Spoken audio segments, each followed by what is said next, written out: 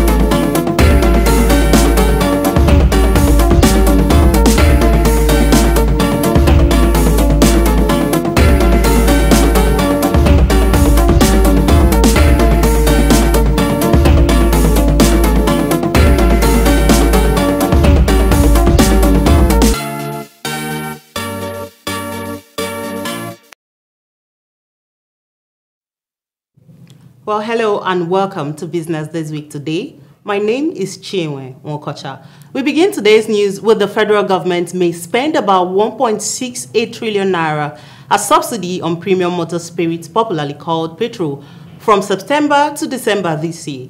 An analysis of data provided by oil marketers and the sector has shown. Now, PMS dealers stated over the week that the pump price of petrol should be between 890 naira to 900 naira per litre based on the fall of the naira against the United States dollar and the surge in the price of crude oil in the international market. Petrol currently sells at between 598 naira and 617 naira per litre, depending on the location of purchase, of course, fueling suspicion that the commodity is being subsidized by the federal government. The government and the NNPCL have not officially admitted that subsidy on petrol has been reintroduced. President Bola Tinubu had on May 29th announced ended the subsidy regime during the inaugural address. Meanwhile, the government subsidizes PMS through the Nigerian National Petroleum Company Limited, as NNPCL is the sole importer of PMS. Other marketers stopped PMS imports due to their inability to access foreign exchange. And the Nigerian National Petroleum Company Limited, NNPCL, has embarked upon sweeping changes to its management, announcing the retirement of scores of senior management staff within weeks, and analysts say this must extend to its operation to achieve maximum effect. Days after changing 3 executive vice presidents, the NNPCL reshuffled its management team effective September 19th. The company said in a release. Now, in our bid, they said, in their bid to pursue effective organizational renewal to support the delivery of their strategic business objectives, it has become imperative to rejuvenate their workforce. Analysts said this house cleaning would be incomplete without reforms in how the national oil company conducts business, manage finances, and make remittances to the Federation. NNPCL sits upon Africa's biggest oil and gas reserves. As at the time oil is heading for $100 per barrel, Nigeria's production has fallen to 20 years lows, and investors are fleeing the Niger Delta. The NNPCL will struggle with the arbitrage of fuel subsidy because it is saddled with the task of being the supplier of last resort. It assumed the role of sole importer because the retail price kept at the pump does not guarantee commercial returns to marketers who will pay a higher landing cost. Still talking about the oil sector, as labor groups and other Nigerians seek restoration of large-scale local oil refining, The reality of falling oil production begins to crystallize as the Dangote refinery nears the commencement of operations. The Port Harcourt refinery, scheduled to start operation later this year, would also face the familiar foes of crude oil theft, pipeline vandalism, and the illegal exportation of the product, amongst others, which poses a threat to ramping the country's oil output. Dangote Refinery, a privately owned refinery that has been delayed by political interference, swamp clearance, and other projects key to its success, is expected to come on stream next month. At its full planned capacity of 650,000 barrels per day, the refinery would make Nigeria self-sufficient in fuels and leave plenty more for export. Currently, Africa's biggest producer imports all its refined products, eroding its foreign exchange reserves. Yet delays and cost overrun led by the Western led many to question whether Dangote, Africa's richest man, would ever deliver. Meanwhile, over 2 weeks after the Central Bank of Nigeria promised to clear over a $10,000 billion foreign exchange debt owed Deposit Money Bank, the Apex Bank has yet to do so, according to findings. This came as the naira was sold between 990 naira per dollar and 995 naira per dollar by Bureau de Change operators on Friday and Saturday in Lagos, Abuja, and Kano. While on the investors and export forex window, the naira, however, appreciated to 747.76 naira per dollar on Friday from 772.98 naira per dollar on Thursday. The past acting CBN governor, Folashodun Shonubu, on September 6, 2023, said the Apex Bank had concluded negotiation on dollar debts with commercial banks, disclosing that all forex exchange backlogs would be cleared within 1 or 2 weeks. However, multiple top bank executives disclosed that about 3 weeks after the promise, the Apex Bank is yet to make good its promise. Findings show the situation has also worsened dollar liquidity at the parallel market as bank customers shift to the black market to meet their forex needs. Still on the naira issue, currency outside banks rose month on month by 90 billion naira or 4.09% to 2.29 trillion naira in August from 2.2 trillion naira in July 2023. The COB has been on the increase since March, reflecting the impact of the implementation of the Supreme Court order that all 200, 500 and 1,000 naira notes remain in circulation till December the 31st, 2023.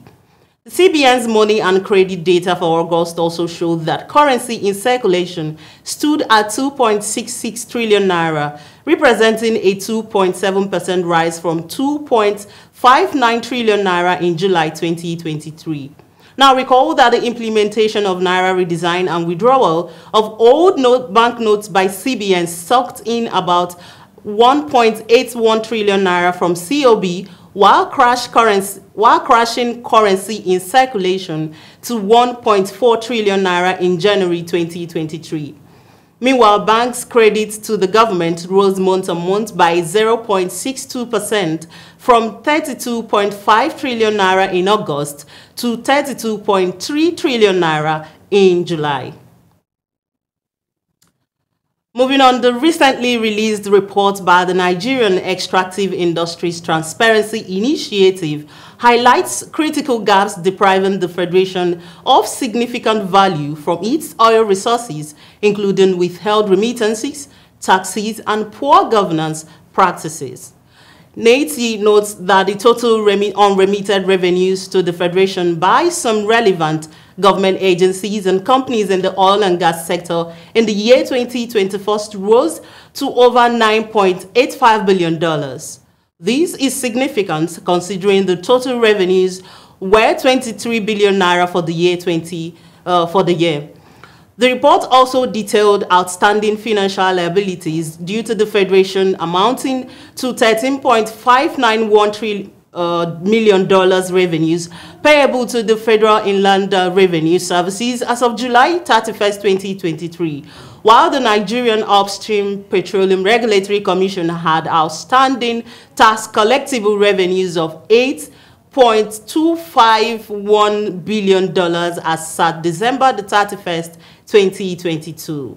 Now, over 80% of these outstanding financial liabilities are owed by the Nigerian National Petroleum Company Limited, it said. The NAT report also observed that none of the refineries was operational in 2021, despite spending about 200 billion naira between 2020 and 2021 on refinery rehabilitation, which was deducted from the Federation sales proceeds. And the Nigerian Labour Congress and the Trade Union Congress have resolved to ground activities nationwide from August the 3rd, 2023, following what the labor unions tagged as failure of government to successfully implement policies to alleviate the sufferings of Nigerians following the removal of the fuel subsidy on premium motor spirits.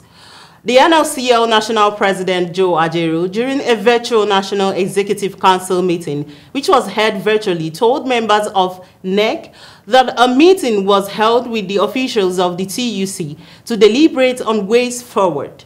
Ajaero noted that it was resolved that the two centers work together to make their stance known to the government. You would recall that the 21st day ultimatum given by the NLC ended last week, as the national president of the NLC, Joe Ajaero, had complained that none of the demands put before the federal government had been addressed.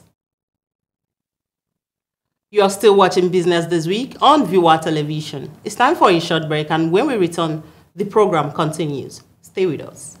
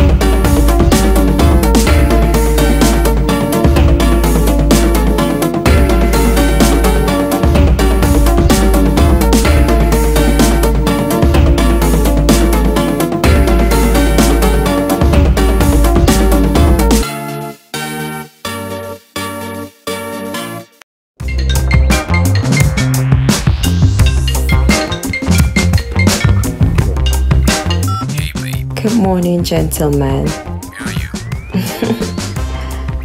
I'm at the Envoy Hotel, Diplomatic Drive 305, here for a business weekend. It's been an amazing stay. Conference hall and business facilities here are stylish and innovative.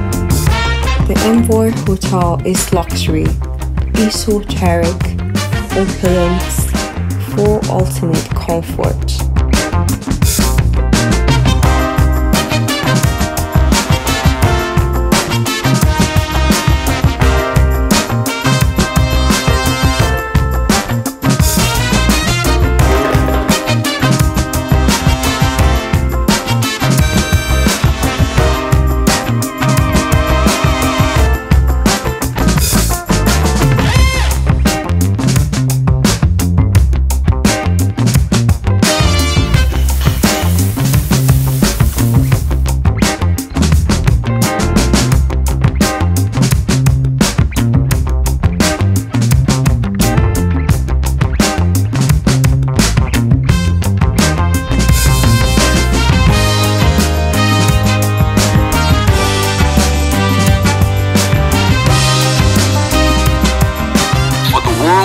Discerning travelers, we are more than just a place to stay. We are an icon of comfort, style, and thoughtful luxury. We are Envoy Hotel.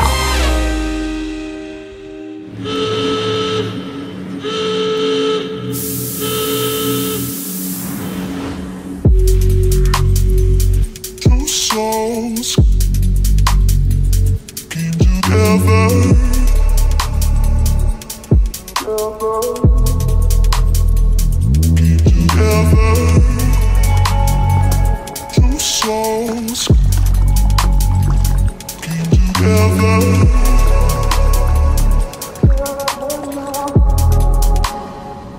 Wherever now.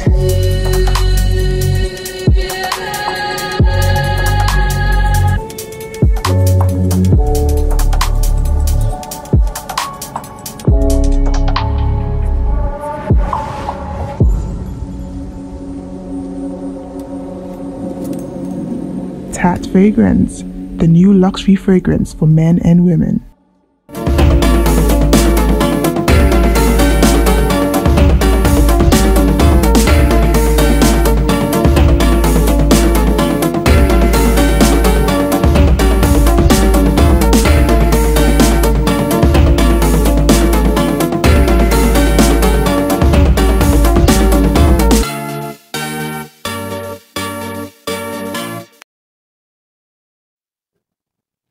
Welcome back. This is Business This Week on Viewer Television.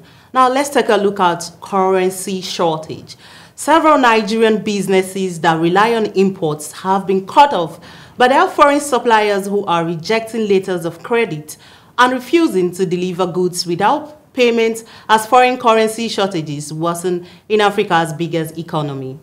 Foreign suppliers are now demanding cash transfers into escrows account in place of LCs as faith in the Nigerian banking system wanes owing to the dollar shortage. Nigeria is bad market today, a banking source familiar with the matter said. If the central bank cannot honor obligations, why take any risk on a bank from Nigeria? The Central Bank of Nigeria sold what is called forward contracts to several Nigerian businesses with the promise of dollars at an agreed price in future. The banks opened LCs on the back of the forward contract, which were then used to buy goods from the foreign suppliers. And no fewer than 3,567 jobs were lost in the manufacturing sector in the first half of 2023, according to the figures from the Manufacturing Association of Nigeria. The Manufacturing Association disclosed this in its half-yearly review of the economy, which was released within the week. According to the report, employment generation in the manufacturing sector declined to 6,428 in the first half of 2023. This was 32.8% reduction in employment generation capacity when compared with 9,559 jobs generated in the first half of 2022. Man said the decline in the number of jobs created in the sector during the period further highlighted the unfriendly business environment resulting from the hasty policies and residual effect of the currency redesign policy that led to the Naira crunch. The report also stated that the inventory of unsold finished products in the manufacturing sector increased to 271.9 billion naira during the first half of 2023 compared to 187 billion naira in the corresponding period of 2022. Moving on, a total of 108 power transmission towers were destroyed by vandals in various parts of the country between January 2022 and September this year. Data obtained from the Transmission Company of Nigeria reveals. It was gathered that the vandals destroyed 132 kV double-circuit power transmission lines, 330 kV double-circuit lines, and carried out soil excavation that threatened transmission towers, as the federal government described the development as sabotage. The vandalism of transmission transmission towers occurred in the Abuja, Lagos, Kano, Enugu, and Benin regions, though the government, through TCN, had contracted out the repairs of some of the vandalized towers. It had also deployed in-house engineers of the transmission company to work on other vandalized towers. Now recall that Nigeria's power grid had collapsed twice in September, throwing the country into widespread blackout in both cases. The government and consumers blame this on sabotage and destruction of transmission facilities. The president representative for the International Monetary Fund for Nigeria, Ari Asin, says lower inflation and predictable exchange rates will attract more investments in the country. Asin stressed the need for the federal government to put in place necessary policies to reduce the financing needs for the government. He cautioned against any policy reversal, noting that the current transmission would likely be better for the economy. Asin noted that Nigeria was in a transition and this may cause some pain for the country. However, he stressed the need for the poor and vulnerable to be protected against such pain. The IMF representative further said the Nigeria's total debt profile of over 87 trillion naira was still within the moderate level of any country, urging Nigerians to focus more on dealing with the issues driving the huge debt situation. You're still watching Business This Week.